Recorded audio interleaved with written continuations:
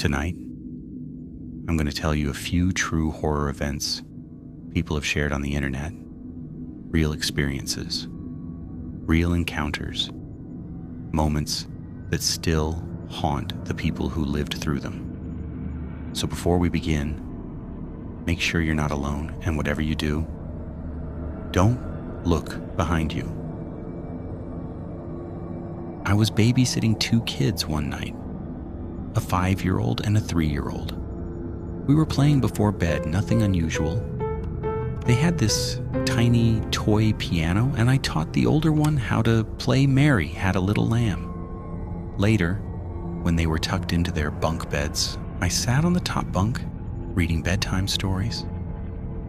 The house was quiet, the kind of quiet that makes every sound feel louder. And then we heard it, the toy piano, playing Mary Had a Little Lamb, perfectly, slowly, note for note. Both boys sat up and looked at me with wide eyes. "Who's playing the piano?" they whispered. I had no answer. There was no one else in the room, no one else in the house. And that piano wasn't electronic. It had to be physically pressed. I stayed on that bunk until their parents came home. I didn't move, I didn't breathe. To this day, I still wonder who or what was playing that song. That house was either haunted or someone was in there with us. A father went to check on his 7-year-old son before bedtime. It was their nightly routine. But tonight, something felt off. His son was lying under the blanket, smiling. Not a normal smile, a wide, unnatural grin. "You okay, buddy?" the father asked. Still smiling, the child whispered, "Daddy, check for monsters under my bed." The father laughed nervously, knelt down and lifted the blanket, and underneath the bed was his real son, pale, shaking, terrified. He looked up and whispered, "Daddy, someone is on my bed." This story was told to me by my older brother during his first year of college. He and 4 of his friends had rented a flat in a quiet area of a town, Riverton. One night, one of his friends woke up around 2 a.m. He wasn't sleepy, so he went into the other room to get some air near the window. And that's when he saw her. A woman standing outside the window, not moving, not blinking, just staring straight at him. He ran back to the bedroom and tried to wake the others, but they hushed him until he whispered, "There's someone standing at the window." My brother got up and slowly walked to the window of their room, and what he saw froze him in place. The same woman standing in their window too. Same expression, same stare, 2 different windows, 2 different angles, the same woman. None of the boys spoke for minutes. Finally, one of them gathered the courage and asked, "Ma'am, are you the landlord's wife?" The woman just stared, and then without a sound, vanished, like she dissolved into the air. They ran out of the apartment that night and didn't return until sunrise. The next day, they moved out completely. Only later did they learn that the landlord's first wife had died in that apartment years before. And according to locals, she never left.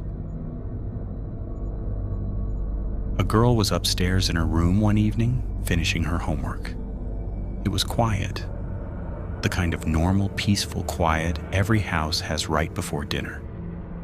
Then she heard it, her mother's voice calling from downstairs, "Sweetheart, dinner's ready, come down."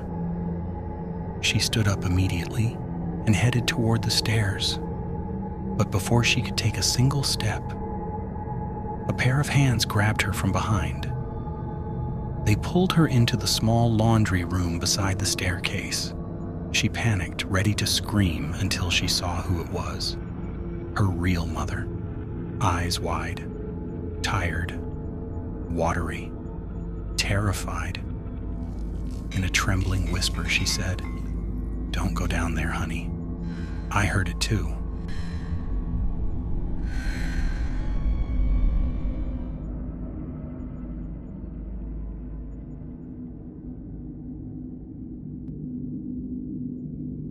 One afternoon, I decided to take a quick nap. Nothing unusual. Just a quiet, peaceful moment in the middle of the day. But as I drifted into sleep, I started to hear a voice calling my name. A familiar voice. It sounded like my older brother, the one who passed away many, many years ago, back when I was just a child. At first it was soft, almost like a memory whispering from far away, but then it got louder and closer. Like he was trying to get my attention, he kept saying my name. Only my name, over and over. And every time he said it, his voice grew sharper, clearer, as if he was walking toward me. Soon he wasn't whispering anymore, he was shouting, screaming my name right into my ear. I jolted awake, heart racing, room spinning, and his voice was still echoing inside my skull. The strange thing is, I hadn't heard his voice in years. I'd forgotten what it sounded like, completely. But the second I woke up, I knew it was him. I knew that voice. I knew it wasn't just a dream. And to this day, I don't know if he was calling out to me, or if something else was using his voice. Every night at exactly 2:14 a.m., a door in Noah's apartment would open by itself. Not the front door, not the balcony door. Always the same interior door, a tiny storage room he never used. He tried everything, locked it, wedged it, even pushed a chair against it. But at 2:14 a.m., it would still creak open, slowly, deliberately, like something inside was checking if he was awake. One night, fed up, he waited by the door with all the lights off. At 2:14, the handle turned, but this time it didn't open. It tapped. Once, twice, 3 times. Then a whisper came from the other side. "You're in my room." Noah moved out the next morning. My parents were out for the night, miles away. I told them I'd be fine. I'm used to staying up late to study. Just one night, no problem. I decide to stay awake.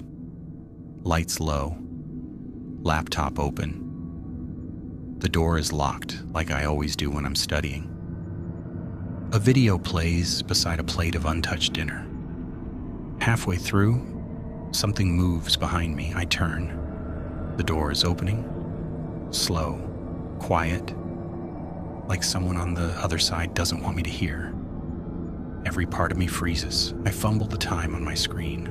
1:30 a.m. I tell myself I forgot to latch it. I always close it, always. I stand, slam it shut, twist the lock. Back to the chair, back to the laptop, back to pretending this is normal. Something falls. A glass? A bottle? I don't go. Because there's no one else here to go with me. I keep my eyes on the blue light of the screen until they sting. Then I lie down on the bed just for a minute and wrap the blanket around me like a shield. The blanket moves, not the air, not me shifting. The blanket is pulled. But there's nothing at the foot of the bed. No footsteps, no whisper of breath. Just the curtain swaying as if something brushed past it. I unlock the door to run for the bathroom. The hallway is a black tunnel. Halfway to the switch, a voice speaks from the dark. A voice I recognize. My mother's voice. "Don't worry, keep the door open." I stop. The bathroom light is a few steps away. I look back at my room. My door is half open now. The laptop light strobing the doorway. I say her name. Nothing answers. I reach the bathroom, lock it, and sit on the tile with my back to the door. I text the neighbors to call my parents. No signal, of course. So I wait. And the house begins to breathe. The pipes sigh.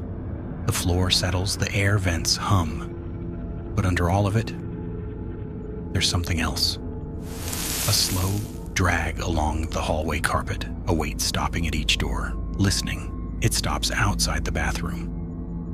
The light flickers once, not off, just enough to show how thin the door is. The metal handle turns a fraction, then stops. Whoever it is knows I'm there. Footsteps move away. Except they don't sound like footsteps. They sound like cloth sliding over floorboards. A guy named James moved into an old rented house with creaky floors and dim hallways.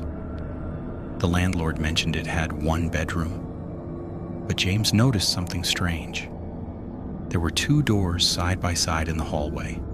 One led to his bedroom. The other was always locked. No handle, no keyhole, just a door. Every night as he lay in bed, he could hear something faintly tapping from inside that locked room. Not enough to be obvious, just enough to keep him awake. One night, the tapping stopped, replaced by a slow, steady breathing sound. Right behind the door, James got up, pressed his ear against his side of the wall, and heard a whisper. 2 bedrooms, one for you, one for me. James tried to run, but the house seemed to hold its breath. When he glanced back, the locked door was slightly open. Only a crack. Barely noticeable, but enough for something inside to whisper again. Good night. That was the last night James stayed in that house. Every night before bed, Neil made sure to close the closet door in his room. Not because he was scared, but because, it never stayed shut on its own. One night, just as he was drifting off, he heard it open. Creak. He sat up annoyed and whispered, "Not again." Then he heard breathing. Slow, heavy, coming from inside the closet. He froze. The door, still in the dark, whispered back, "Come help me out." Neil didn't move, didn't blink, didn't even breathe. In the morning, the closet door was wide open, and something had left long fingerprints on the inside of the door. If you want more stories from the darker corners of our world, follow the echo. Subscribe to Dark Myth Lab and step back into the shadows with us.